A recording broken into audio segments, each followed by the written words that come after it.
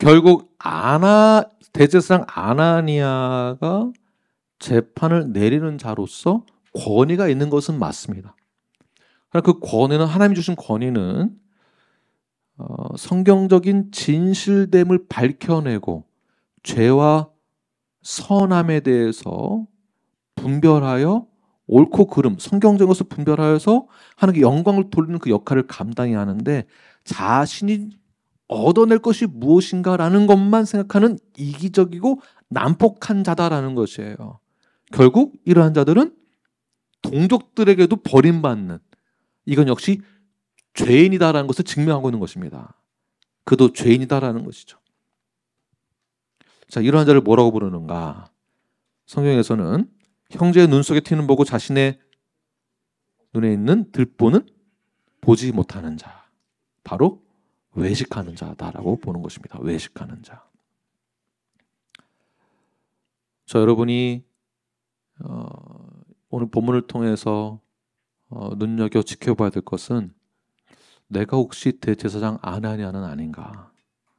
내가 외식하는 자는 아닌가? 나를 돌아봐야 될 그런 시간인 것입니다. 나 역시 다른 사람을 정죄하기 위하여서 나 자신을 포장하고 있는 것은 아닌가? 그럼 우리는 하나님의 거룩하심 앞에, 죄인된 내가 주 앞에 나아갈 때 나의 모든 죄들을 사하여 주신 주님의 그 은혜에 감사함으로, 그리고 겸손함으로 주 앞에 나아가 우리 이웃에게도 수평적으로도 내가 받은 은혜의 감사함을 그도 전하며 전달할 수 있는 그런 메신저가 되시는 저와 여러분이 되길 바랍니다. 대제사장 아나니아가 이제 이런 속물인데, 그러니까 이런 사람 옆에는 꼭 비슷한 사람이 있습니다. 오늘 본문 전에 보게 되면은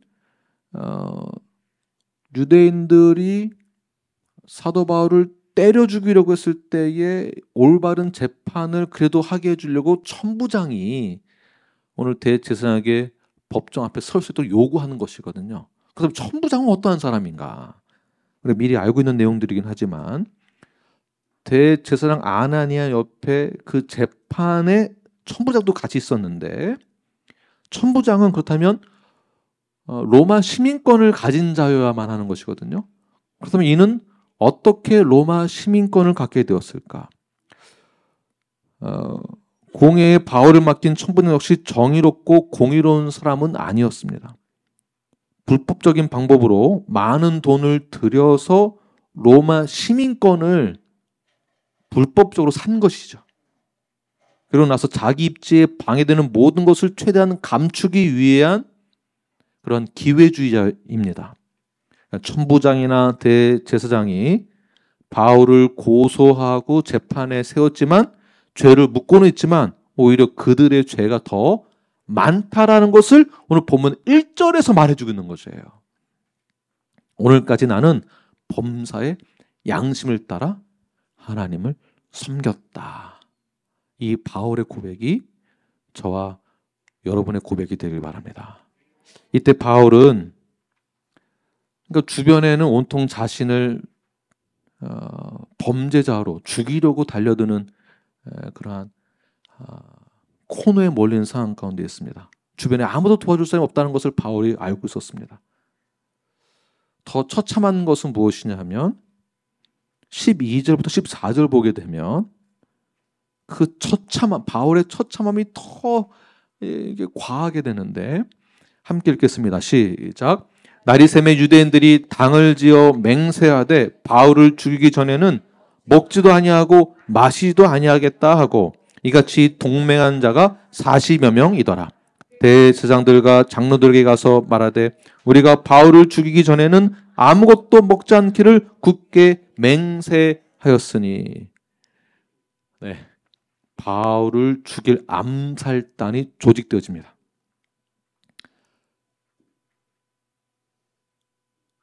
사내들인 공의회에서 결정된 거라고 보아야 하는 것이죠. 다시 이것을 교회로 옮겨본다면, 교회가 한 사람을 죽이기 위해서 암살단을 조직했다라고 보는 것입니다. 여기 김 목사는 살짝 빠져서 최립사님이 알아서 하십시오. 암살단 40명을 조직해서 한 사람을 죽이십시오. 그리고 그 실행을 누가 하겠습니까? 집사님과 나머지 39명이 같이 일을 하겠죠. 그렇다면 이 결정은 누가 한 것인가요? 집사님이 하신 건가요? 제가 한 건가요? 제가 한 거죠. 저는 빠져있다라고 하더라도 누가 허락한 것입니까? 이것은 대제사장 아나니아가 허락하고 시킨 것입니다. 성경에 안 나와 있지만 산헤드린 공의회에서 결정을 하고 장로회에서 허락을 했습니다.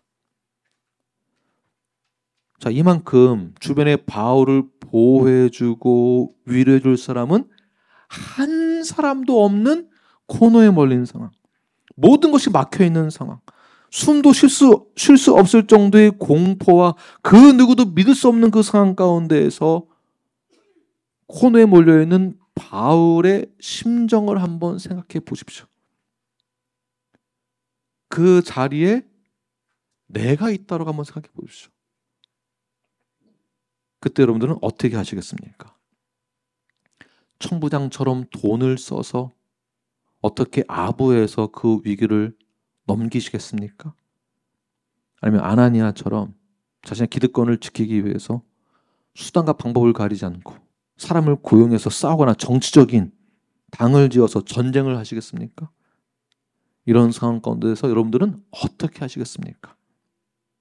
여러분의 삶 가운데에서 위기에 처한 상황 가운데에서 여러분들은 어떻게 하시겠습니까? 이것이 하나님의 뜻인가? 왜 이런 일들이 나에게만 벌어지지? 하나님을 원망하시겠습니까? 아니면 다른 사람을 원망하시겠습니까? 결국 이러한 상황을 왜 하나님이 주시는가? 그것도 바울에게, 그것도 왜 나에게, 왜 우리 교회에게? 여러분들은 어떻게 결정하시겠습니까?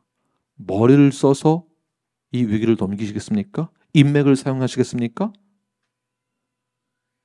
돈을 사용해서 이 위기를 넘기시겠습니까? 아니면 성경적인 방법을 사용하여서 넘기시겠습니까? 어떻게 하시겠습니까? 성경적인 방법. 그다음에 성경적인 방법은 무엇일까요? 바울의 방법. 그렇다면 바울의 방법은 무엇일까요?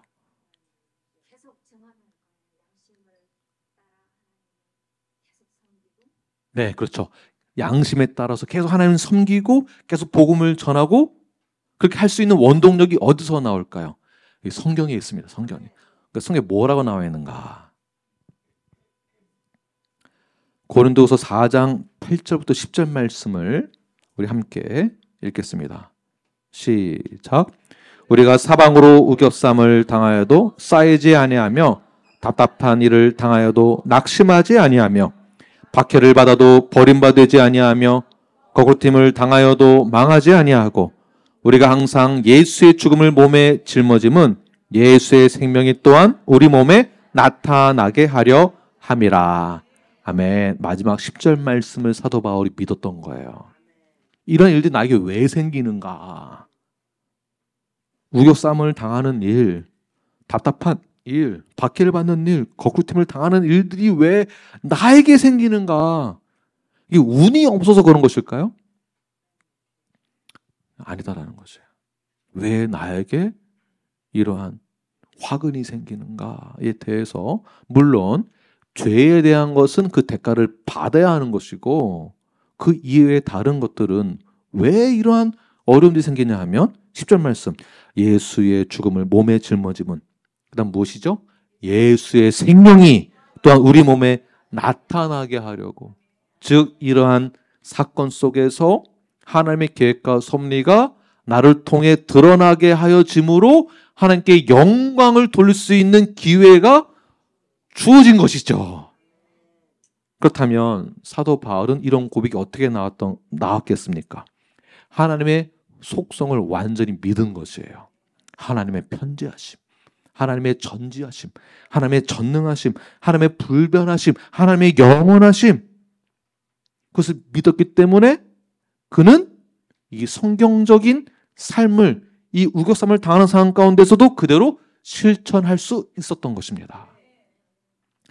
앞으로 여러분들에게 어떠한 어려움이 있을 때에, 직장에서 겪는 어려움, 주변 상황에서 겪는 어떠한 시기 질투로 인한 어려움, 경제적인 어려움, 기타 등등의 어려움이 있다 할지라도 그런 상황을 주시는 이유는 분명히 있다. 그때에 우리는 하나님께 영광을 돌리는, 예수 생명이 우리에게서 나타남을 증거할 수 있는 기회로 삼으시는 저와 여러분이 되길 간절히 축원합니다. 그러므로 여러분, 어떤 상황에 처했다 할지라도 담대하게 이겨내십시오. 답답한 일이 있습니까? 박해놨던 어떤 비난을 받고 계십니까? 내 생각대로, 내 계획대로 되는 것이 없습니까? 걱정하지 마십시오. 옆 사람에게 걱정하지 마십시오. 걱정은 붙들어 매십시오. 네. 내 생각대로, 내 계획대로 되는 거 하나도 없더라도 걱정을 하덜덜덜덜 하세요. 아유, 제가 너무 옛날 사람 같이 이렇게, 우리가 우겨쌈을 당해도, 고통을 당해도 그때 우리가 해야 될 것은 예수님의 생명이 나에게서 나타나는, 증명되어지는, 그것은 복음을 선포하는 것이며, 기꺼이 이겨낼 수 있는 그 자리에서 이겨내는 것이 하나님께 영광이 되어지는 것입니다. 아, 하나님 살아계시구나 증명되는 거예요. 아, 그렇지. 분명히 저 사람 이번 일로 분명히 쓰러질 거야. 포기하게 될 거야. 망할 거야.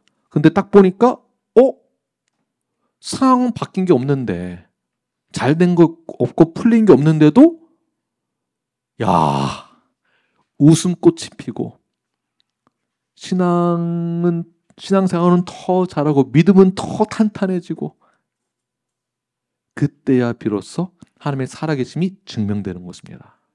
예수님의 생명이 나를 통해서 나타나게 되는 것이죠. 그러므로 이러한 상황 가운데 처해 있을수록 담대하게 일어나시고 그때에 복음을 증가하시는 여러분들 되길 바랍니다. 담대하게 선포하십시오. 바울도 이 사실을 알고 그리고 믿었기 때문에 담대하게 사내들인 공회의 재판에서도 주의 말씀을 선포할 수 있었던 것입니다. 어떻게 선포하는지 한번 보십시오. 어떠한 담대함이 있는지. 3절 말씀 읽겠습니다. 시작. 바울이 이르되 회칠한다며 하나님이 너를 치시리로다. 내가 나를 율법대로 심판한다고 앉아서 율법을 어기고 나를 치라 하느냐 하니. 회칠한 담이요. 이게 무슨 뜻이냐면,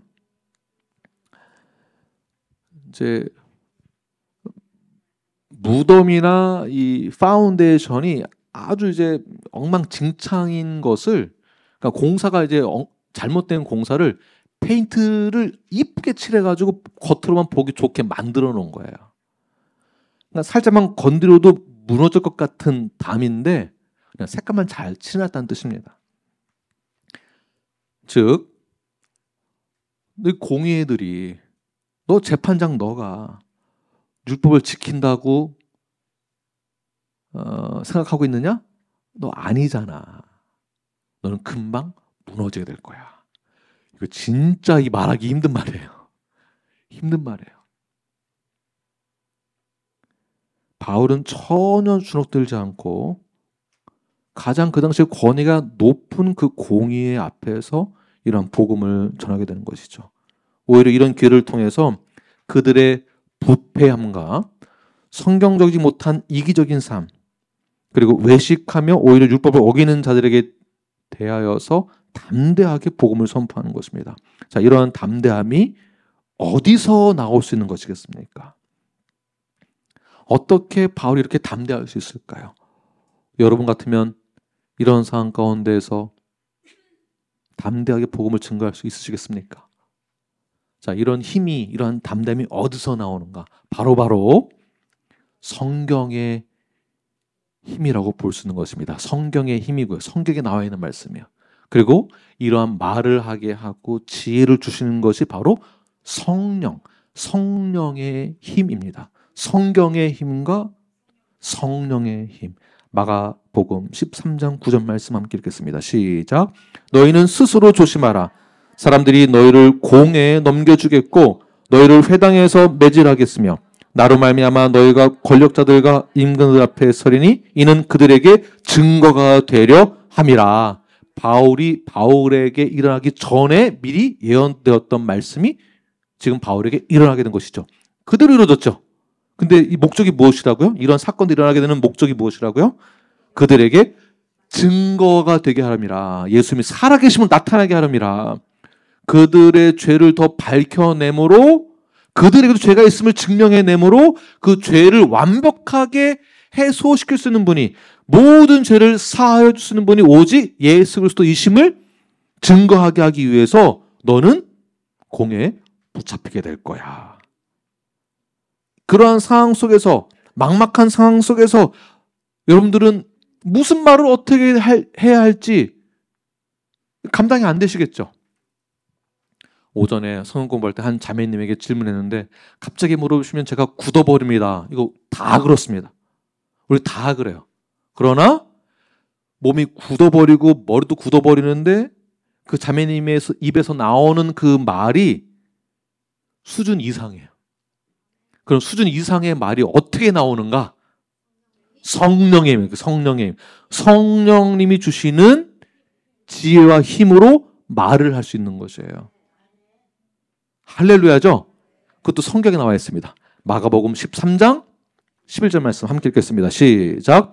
사람들이 너희를 끌어다가 넘겨줄 때 무슨 말을 할까 미리 염려하지 말고 무엇이든지 그때 너희에게 주시는 그 말을 하라. 말하는 이는 너희가 아니요 성령이시니라. 아멘. 네.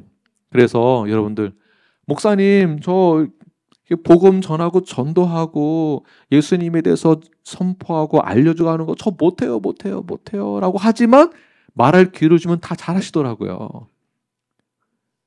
그것은 그렇게 말하는 것은 내가 내 입으로 하는 게 아니고 누가 하시는 거라고요? 성령님. 그러므로 내가 말할 수 있는 능력을 달라고 하는 거 누구에게 기도해야 되겠습니까? 성령님에게 기도하시며 성령님 나 입술을 주관해 주세요. 지금까지 내가 배워왔던 것, 깨달은 것을 성경적인 것을 그대로 선포할 수 있는 입술의 권세를 주세요라고 믿고 기도하시면서 선포하시는 겁니다. 자, 이렇게 바울에게도 이러한 성령 주시는 그 지혜를 통하여서 그 공의 앞에서 재판 앞에서 말을 하게 되는데 말을 마치자마자 뭔가 분위기가 좀 달라지는 거예요. 사도 바울의 말이 틀린 게 없거든요. 아무리 들어봐도 성경적인 내용이고 뭐 걸릴 게 없어요. 그러니까 6절에서 이렇게 말합니다. 6절 시작. 바울이 그중 일부는 사두개인이요 다른 일부는 바리새인인 줄 알고 공회에서 외쳐 이르되 여러분 형제들아 나는 바리새인이요 또 바리새인의 아들이라 죽은 자의 소망 곧 부활로 말미암아 내가 신문을 받노라. 굉장히 어려워 보이지만 제가 조금 설명해 드리겠습니다. 그래서 좀 길어지는 거예요. 설명을 해야 되니까. 공회에는 두 개의 그룹으로 구성되어 있습니다. 바리새인과 사두개인으로 구성되어 있는 그룹이죠. 이 둘의 관계는 쌍벽을 이루는 대립관계입니다. 사이가 절대 좋아질 수 없는 그룹이에요. 사두개인이 갖고 있는 교리, 신학적 입장, 교리를 한번 잘 들어보십시오. 저희 제자련 때 다 배우는 내용들이지만 다시 한번 말씀드리겠습니다. 사두개인은 유대적 전통만을 고수하고요. 이방인들은 배타적이면서 모세 오경만을 정경으로 인정합니다. 죽은 자의 부활이나 영적 세계, 천사, 마귀는 배격하고 믿지 않습니다. 그리고 현세 지향적이며 친로마적이며 귀족 집단으로 구성되어 있는 자들이 누구라고요? 사두개인. 그래서 사두개인에서 대제사장 그룹이 나오는 거예요. 대제사장이 나오는 것입니다.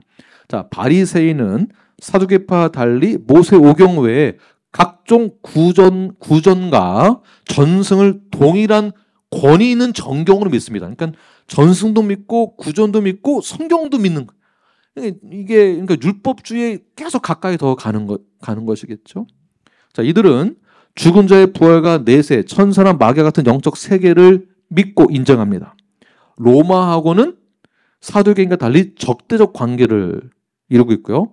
율법과 전통에 충실합니다. 자, 이렇게 사내들인 공의회의 양자의 신학적인 견해의 차이가 있었는데 극과 극입니다. 중간이 없는 상태예요. 완전한 대립관계, 갈등의 관계입니다. 이 갈등의 관계가 되어 있는 이 두 그룹이 언제 마음이 합해졌느냐? 예수님을 죽이기 위해서 똘똘 뭉쳤었습니다.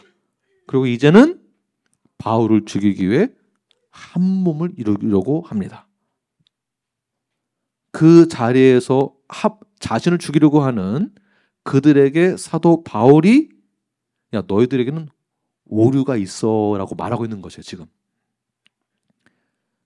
사내들인 공회에서 바울을 기소한 이유가 무엇이냐 하면 사도 바울은 모세를 배반했다, 어겼다 라는 뜻에서 기소하였고요. 즉 모세 율법, 모세 오경을 따르지 않고 전통을 따르지 않는다라는 이유로 기소당한 것인데 바울은 뭐라고 말하고 있습니까? 6절 후반절 보게 되면 나는 바리새인이요, 즉 사내들인 공회에 속해 있는 바리새인처럼 나도 바리새인이야.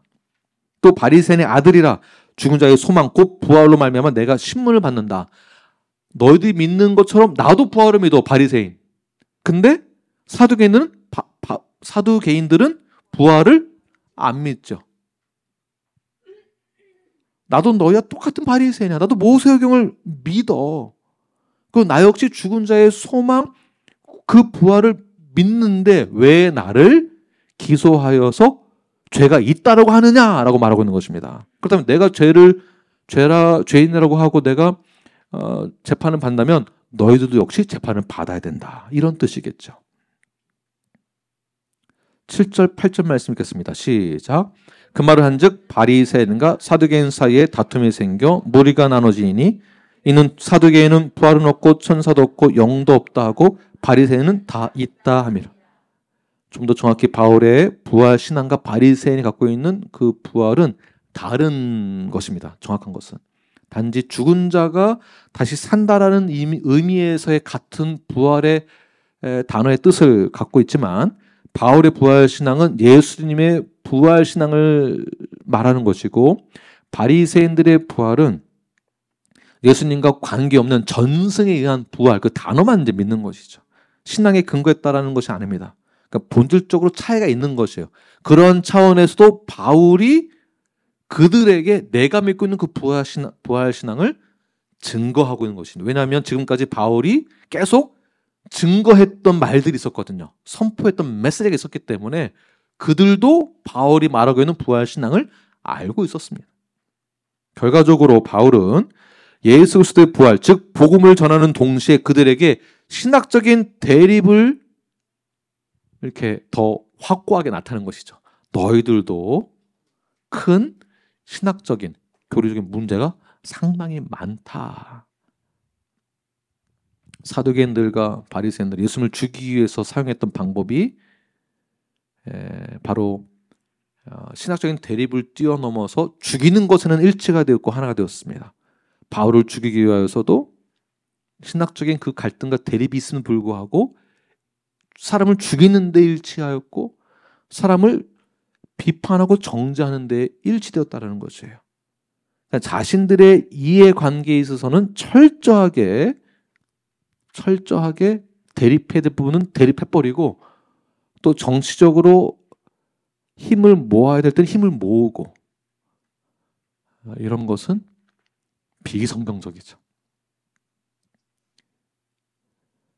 이때에 그 안에서 어떠한 문제가 발생되는가. 보라 어린이 어떠한 내용인지 성경을 한번 잘 보시길 바랍니다. 9절 10절 말씀을 다 함께 읽겠습니다. 시작. 크게 떠들새 바리새인 편에서 몇 서기관이 일어나 다투어 이르되 우리가 이 사람을 보니 악한 것이 없도다. 혹 영이나 혹 천사가 그에게 말하였으면 어찌하겠느냐 하며 큰 분쟁이 생기니 천부장은 바울이 그들에게 찢겨질까 하여 군인을 명하여 내려가 무리 가운데서 뺏어 가지고 영내로 들어가라 하니라. 네, 사도 바울이 말 한마디 딱 하니까 벌써 어떻게 됐습니까? 대립관계가 갑자기 완전 사람을 죽이기 위해 일치됐다가 말 한마디 딱 하니까 바로 싸움이 나는 거예요. 너 말이 맞다, 내 말이 맞다. 거기에 누가 더 힘을 실어줬는가? 서기관이 바리새인 편을 딱 든 거예요. 한 사람이 배신한 거죠. 딱 옆에 딱 서니까 50대 50에서 50대 49가 딱 된 거예요. 이 대립 관계가 극에 달하게 되고 분쟁이 심해졌을 때 천부장이 얼마나 놀랐는지 바울이 완전히 찢겨질까 두려워서 그래서 바울의 신변의 안전을 위해서 다시 안토니오 요새 안으로 데리고 가게 되죠. 자, 이런 것만 보아도 사악한 자들에게 있어서의 참다운 일치란 보기 어렵다라는 것을 증명해주고 있습니다. 그러니까 겉으로는 아무리 좋은 곳으로 페인트 칠하고 겉으로는 말을 잘하고 겉으로는 친한 척, 겉으로는 하나가 된 척하지만 악한 의도를 가지고 일치되려고 하는 모습을 보여주는 것은 오래가지 못합니다. 오늘날의 정치 바닥이 그러지 않습니까? 그것을 배워서 뭐 배운 것도 아니고 사실 그냥 본 거 가지고 따라하고 흉내내는 것으로는요 일치가 될 수 없습니다. 하나의 몸을 이루어갈 수 없습니다. 보고 흉내내는 것으로 또는 악한 의도로는 절대 온전한 성경적인 일치 하나가 될 수 없습니다. 왜 그럴까요? 모든 기준이 다 자기 자신에게 있기 때문에 그렇습니다. 다 내가 하는 말이 옳다고 여겨요. 그거 어떻게 일치가 되겠습니까? 그 기준이 나한테 있으니까 나와 다르면 적인 거예요. 그러니 이런 악한 의도가 있을 때, 이기적인 마음이 있을 때에는 진정한 사랑과 용서와 일치, 한 몸, 하나됨, 성경에서 요구하는 이 모든 삶을 실천할 수 없게 되는 것입니다. 다 나는 잘났고 저 사람만 이상한 것이죠. 언제든지 악한 의도로 하는 일치는 와해될 수 있고 말 한마디 던지면 다 끝나는 거죠. 그러나 교회는 어떻습니까? 교회는 어떠해야 할까요? 건강한 교회는 어떻게 로컬 철치 안에서 이 말씀대로 실천해야 하는 것일까요? 바울과 같은 부활신앙을 가지고 있는 참된 신자는 또는 건강한 성경적인 교회로 간다면 나 자신의 기준이 아니라 성경에 근거한 신앙 고백을 하고 있는 자들의 모임. 그 기준이 나에게 있는 것이 아니라 어디에 있습니까? 성경에 있는 것입니다. 성경을 기준으로 한 근거로 한 신앙 고백이 그래서 중요한 것이에요. 김 목사 철학이나 김 목사 생각으로 지금 하는 것이 아닙니다. 김 목사 철학이나 가르침이 너무 좋아서 이 교회에 모이는 것이 아니라 예수님의 가르침, 성경적인 근거에 의한, 성경적인 기준에 의한 신앙과 신념이 있을 때에 성경적인 일치가 가능한 것입니다.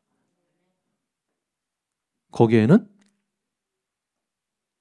분쟁이 있다 할지라도 성경적인 근거에 의하여서 일치됨이 무엇인지, 사랑이 무엇인지, 용서가 무엇인지 깨달은 자들은 자신의 죄를 뉘우치고 돌아와 그 분쟁 속에서 화합을 이루게 됩니다. 이것이 교회예요. 그 교회란 일반적인 우리가 말하는 일반적인 교회의 형태를 말하는 것이 아니라 그 교회란 바로 여러분들을 말하고 있는 것입니다. 여러분들. 그러한 뜻에서 옆 사람 이렇게 인사하십시오. 당신이 교회입니다. 다시 한 번 더. 당신과 저 우리 모두가 다 교회입니다.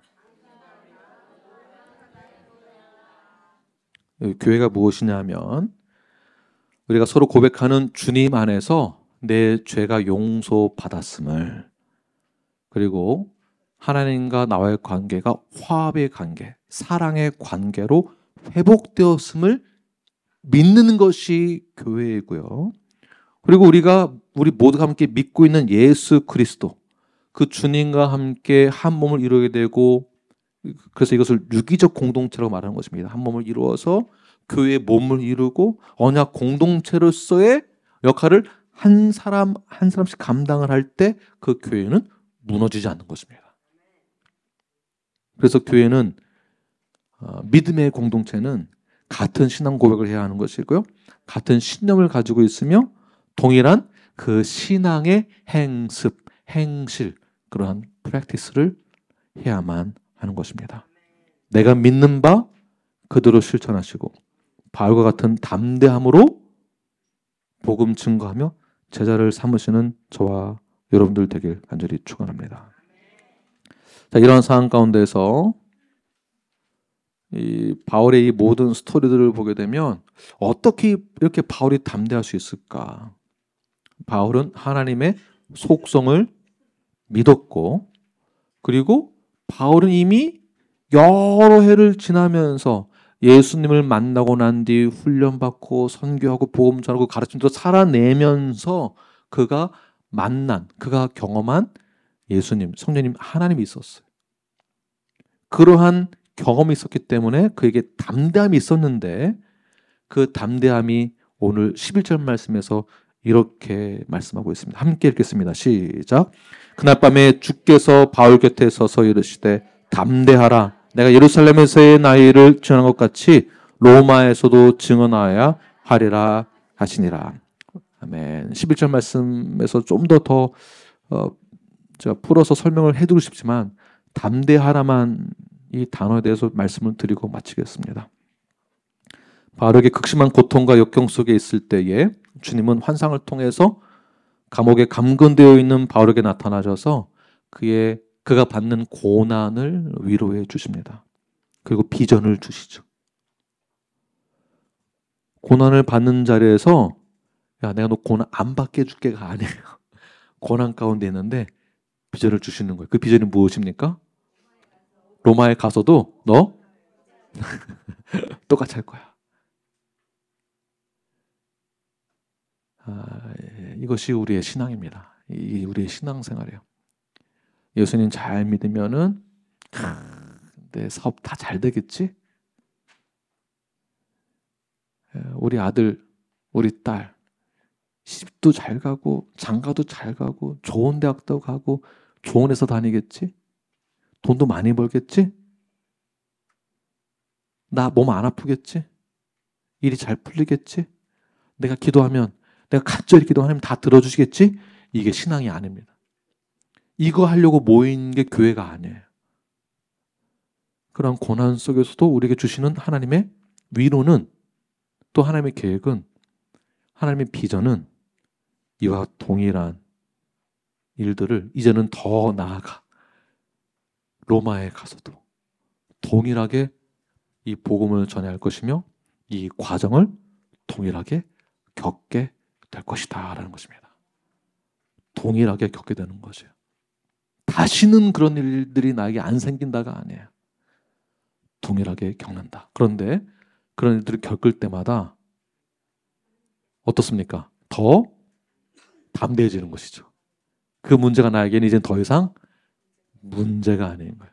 왜 그럴까요? 하나님이 나와 함께 하심을 내가 알고 믿기 때문에. 그러므로 나에게 주어진 고통과 시간은 그냥 주어진 것이 아닙니다. 결국에는 우리는 일어나게 될 것이며 승리하게 될 것입니다. 그러나 그러한 시간이 찾아왔다는 것은 예수 그리스도의 생명이 우리 안에서 드러나게 하기 위한 하나님의 계획이 있다라는 것.